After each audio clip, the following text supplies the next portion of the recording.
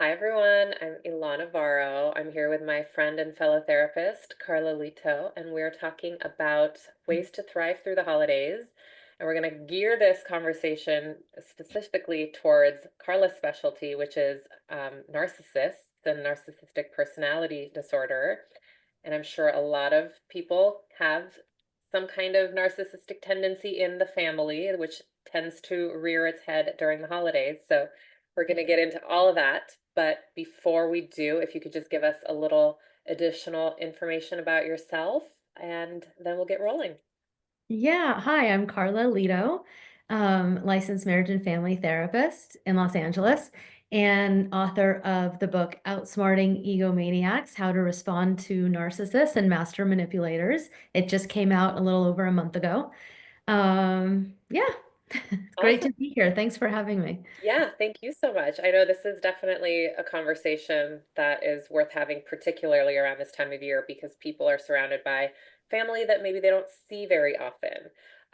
Before we even dive into that, though, could you kind of give us a little outline around narcissism? Because I know, Yeah. especially social media loves to throw that word around. Everyone's a narcissist, everyone has narcissistic personality. Give us a little breakdown. I know your book does an amazing job of Thank you. highlighting the different categories, but what Yeah. does that even mean? So okay, so narcissists, as we all know, they lack empathy, and they're characterized by grandiosity, arrogance. Um, what you'll find is this need to always be right, never apologize. They use manipulation tactics where, we think of them as so grandiose that, we see them, they like to be the hero and the shining star, but they also love to play the victim because one of the ways that they get attention centered on them. Um, so, I mean, it's really hard to do a nutshell version of a narcissist. There's 9 criteria in the DSM, and they, kind of center around this exploitation and arrogance. But basically, when it's so severe that interpersonal relationships are disrupted and, they just can't, sustain healthy relationships. And ever see anything from a point of view that's not their own. Um, and a need to control other people and situations. That's where holidays get interesting. Yeah, yeah, definitely. But yeah, I mean that's my off the cuff kind of nutshell. Just Perfect. yeah. Perfect. So those are definitely things people can keep an eye out for. And that could Hmm. be maybe a little red flag of, okay, I might be bumping up against something that either is narcissism or even just traits that are very difficult to engage with. And like you said, maintain relationships around. Hmm. So, what are ways that you like to encourage people to prepare emotionally for interactions where you know there are maybe narcissistic tendencies? Um, Hmm. particularly around family members or people that you tend to see around the holidays. Right. So toxic family around the holidays. The thing is, narcissists notoriously ruin holidays and special events. And the reason for that is because they so desperately need the moment to be about them at all times. Mhm. And the thing is, holidays, when it's not the narcissist's birthday or wedding or whatever it might be, it's not about them, and that's so disturbing for them that it's actually about the whole family or somebody else maybe for a moment on that holiday because there's a family member having a baby or was recently engaged or whatever it might be. They do not like it when they are not the center of attention. So oftentimes what they'll do is try to bring the center of focus back on them. And if they can't do it with their grandiosity, bragging, I mean, like narcissists will delusionally brag. They'll even like make stuff up. Like Mm. they'll they'll make stuff up to be the shining star and the center of attention at that event. And if they can't do that, then they play the victim. And it's, complaining about not what's not going well for them, complaining about what other people are doing that's not that they feel slighted by. Just bringing it Oh, back to them in some way at all yeah, times. I don't like where I'm sitting.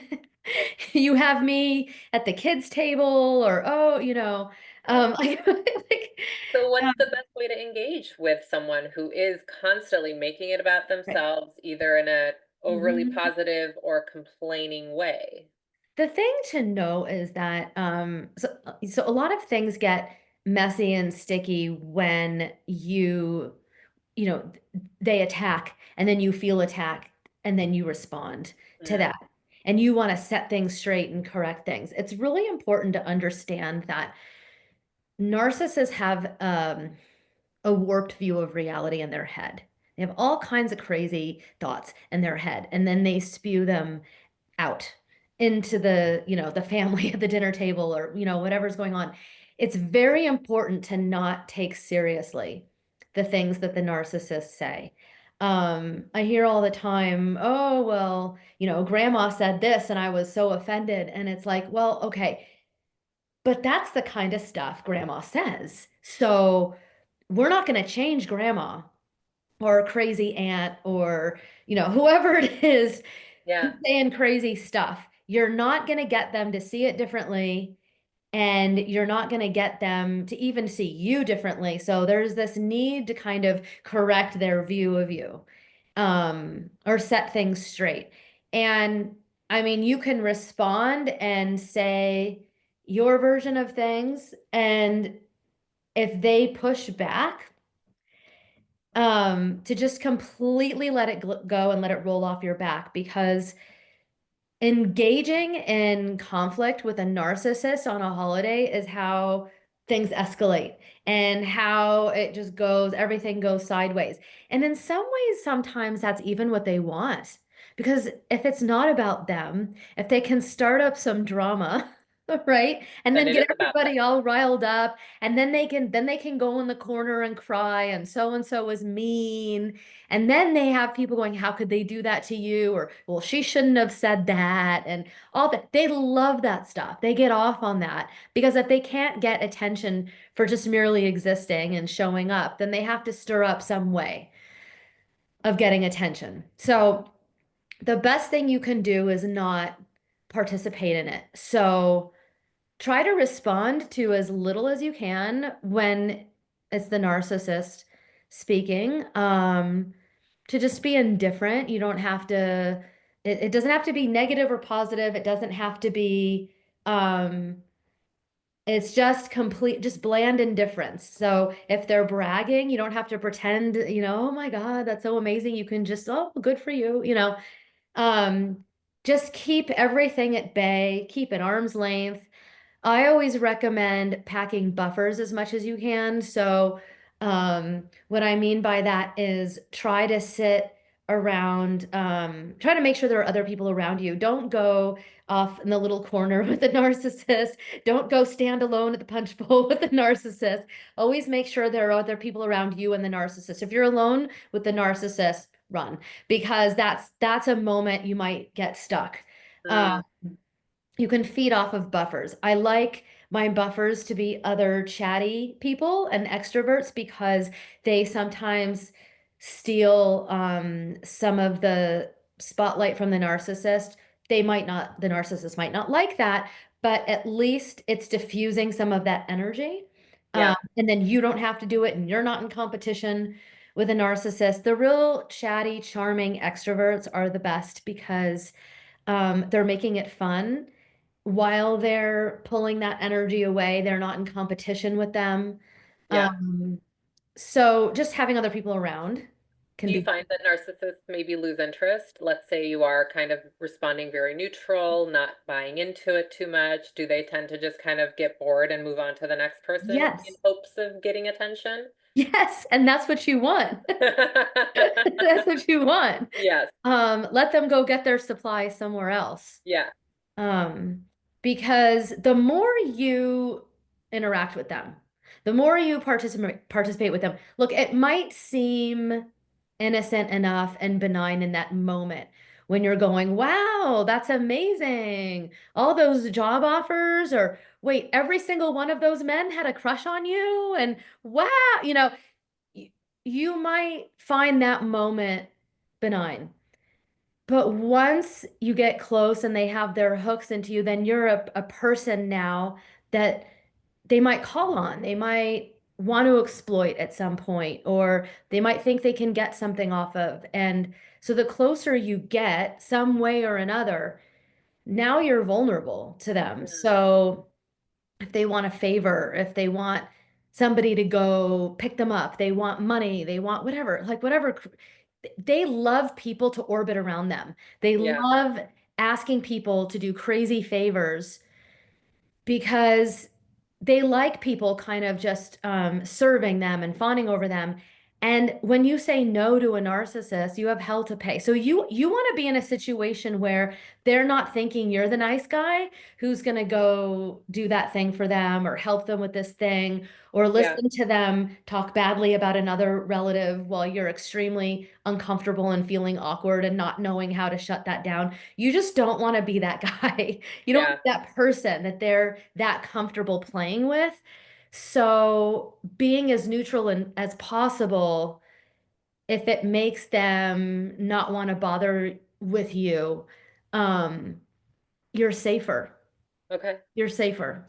Now, as far as relatives, though, I know that a lot of people feel guilty when Mhm. they cut off or give a cold shoulder.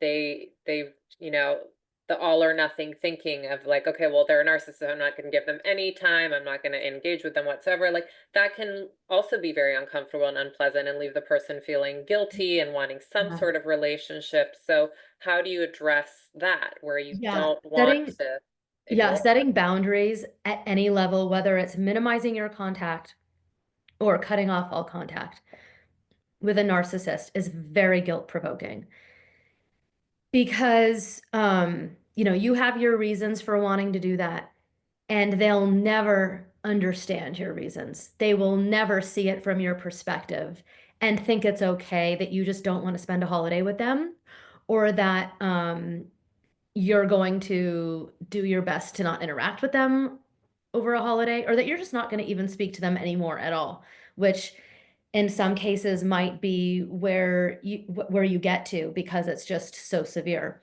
Hmm. Um, the way that I recommend processing that guilt internally for yourself is, I mean, you really just have to look at what boundaries are. Boundaries aren't for them, they're for you. And other people don't need to necessarily understand your boundaries or like your boundaries because they're for you. They're not for them. And you don't set boundaries to be mean to other people or to teach them a lesson. That's not a boundary. That's Yeah. a game. Yeah.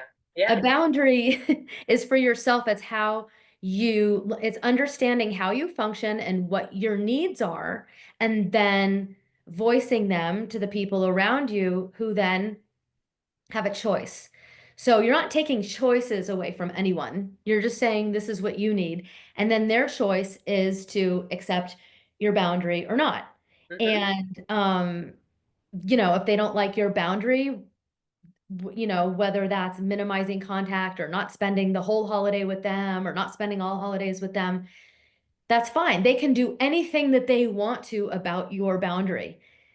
They can say, if you're not going to spend Christmas Eve and Christmas Day with me and divide it up, then I don't want to see you at all. Okay. Then I guess that means we won't see you this Christmas, and that's unfortunate. And we're very sorry and we'll miss you. Maybe you won't really miss them, but and because they chose not to accept your boundary, which is I have to divide it this year, or Yeah. can't be there the whole time. Yeah. If you're not spending any holiday with them, and they're unhappy about that. I mean, of course that's uncomfortable, but and people will feel guilty, but you make decisions for yourself. You don't make decisions to make other people happy. They don't need to like your boundary. And if you set a boundary that you know is the right boundary for you and someone else doesn't like it, that doesn't mean your boundary's bad. It doesn't mean that you have to change your boundary. It means you have to accept and let go of how they feel about your boundary. And just know that your boundary is yours and you can't understand it for them. You can only speak it and hope that they get it and accept it. And that's it, you Yeah. know? Yeah, you've said so many important key phrases. I think acceptance being one of them, accepting who the other person is, and also accepting perhaps the grief or the sadness that you feel around, who you wish they were. A lot of acceptance of reality and Oh, yes. processing maybe grief and loss of who they aren't. That's a big part of it with family, and especially around the holidays, because sometimes you're at a holiday and you see how other families operate and you wish that you had a family that could be that way, or, Yeah, because you're with someone else's mother or father or sister or brother, and you're like, yeah, "Oh, I didn't get that." yeah, And I would have loved to have had that.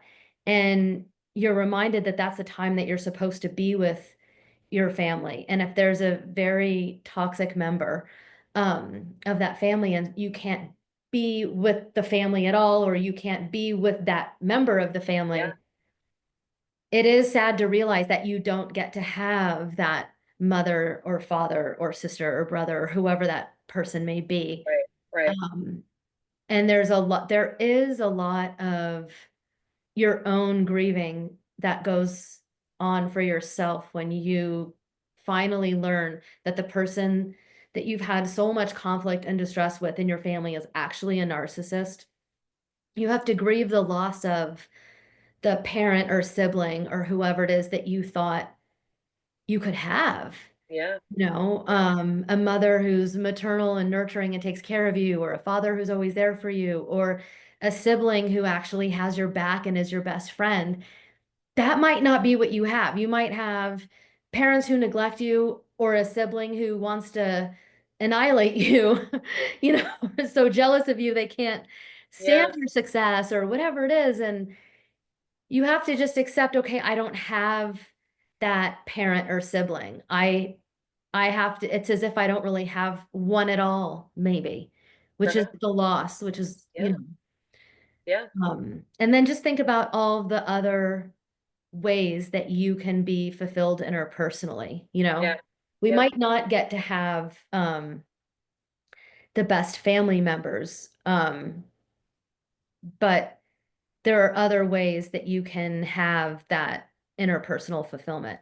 And yeah, often it's not every family member that sucks. So you right. have to remember, you know, if it's, you know, your dad, then you have your amazing mom. And if it's your mom, you have your amazing dad. And, um, you know, and if whatever it is, there are other people in the family that you can call on to support you in Yeah. different ways. Or your chosen family if it's not your Or birth your family. I right, think, or your in-laws, yeah, or yeah, sometimes I hear clients lament like, "Oh, his family, my partner's family is amazing, and it just makes me so sad that, my parents act this way or, my family acts this way." And they still kind of, like, feel pity that they can't have that with their family, but at the end of the day, like, you have to accept what your family is and get that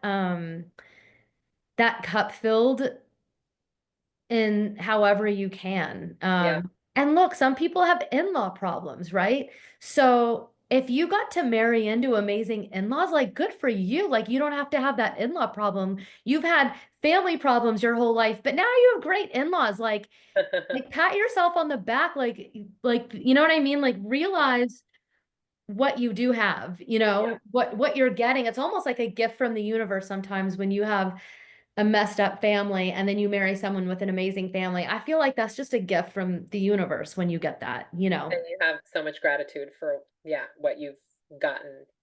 But yeah, Mhm. I mean, you're really highlighting how much work it is to navigate this emotionally, especially around the holidays when there's so much pressure for it to look a certain way and make memories and you name it. There's just endless pressure of what it needs to and should look like. So I think you really highlighted the importance of processing your own experience, coming to terms around acceptance, grief, and looking for moments of gratitude instead of maybe focusing on the problem, looking for more solution-oriented perspective in some way, but yeah, like, we're not gonna sugarcoat it. It takes a lot of personal development and work and support to go through challenging times, especially around, like, the happiest or most wonderful time of the year. So, I really appreciate you, bringing all this insight, laying out, what to keep an eye out for, some skills to be able to utilize.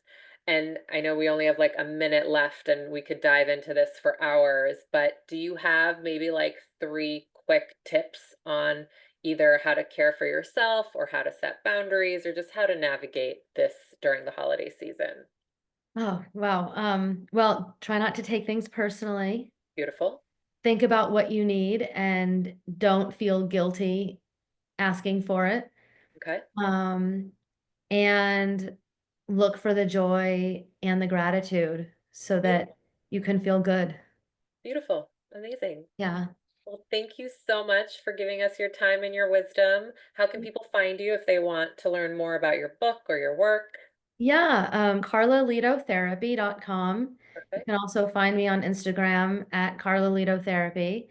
Perfect. And my book is available everywhere books are sold. Yes, it is. There's an ebook, there's an audiobook. You can get it on Amazon. You can go into a bookstore, Barnes and Noble, wherever, and you can't miss it. It has the big red balloon. This is what. Yes. I love it. I love it. I love it. Awesome. Well, thank you so much again. I really appreciate it. And I Thanks hope for you have having me a on. great It was great holiday. to Of talk to course. you. All right. Bye. Bye.